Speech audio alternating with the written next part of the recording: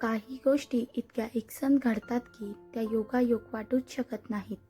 एकाच वयाच्या 3 मुली एकाच ठिकाणी एकाच पद्धतीनं मृत्यू पावल्या आणि त्यांच्या मृत्यूचं थेट काहीतरी जुना संबंध होता. एका न संपलेल्या कहाणीची ही एक गोष्ट आहे. भैरववाडी या गावातली आणि त्या गावातल्या गुंडेवाडीच्या तलावाची. वरकरणी तो तलाव म्हणजे एक शांतशीर जागा. आजूबाजूला आंब्याची झाडं, पारंब्या, लोंबकणाऱ्या वडाची झाडं आणि तलावाच्या काठावर जुनं चौथर. पण गावातली जुनी लोक म्हणतात तो चौथर फक्त चौथर नाही, तिथं कुणीतरी अजून थांबलेलं आहे.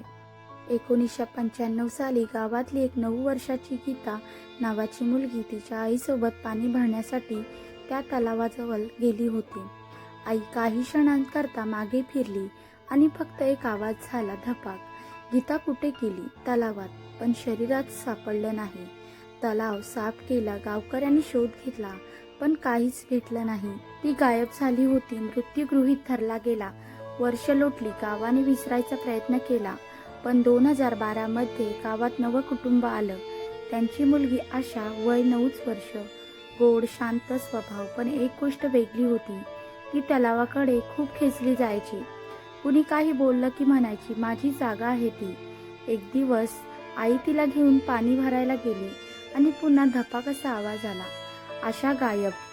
तिच्या चपला त्या चौथऱ्यावर आणि एका झाडाला अडकलेली तिची रिबीन. पुन्हा शरीर दिसलं नाही. पुन्हा शोध घेतला गेला, पण गाव हादरला. गावकऱ्यांनी तिथं ओटी घातली, मंत्रपठण केलं, पण एक गोष्ट ते विसरले.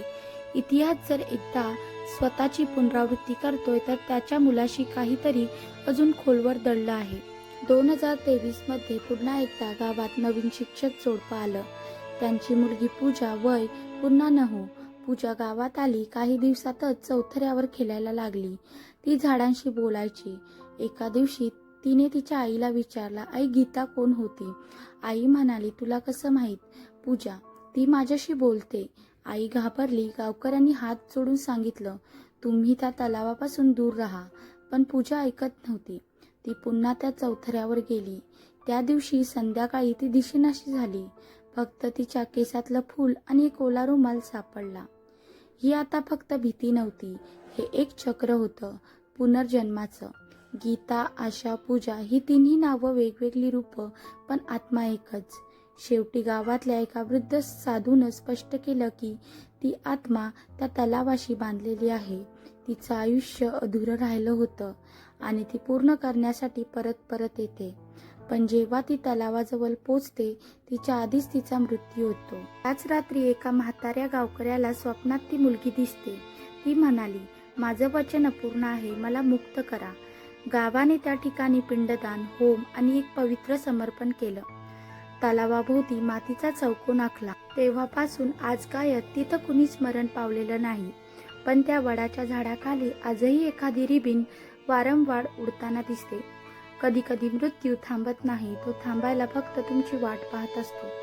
कथा आवडली असेल तर व्हिडिओला लाईक करा, शेअर करा आणि सबस्क्राईब करा कालगोष्टी चॅनलला.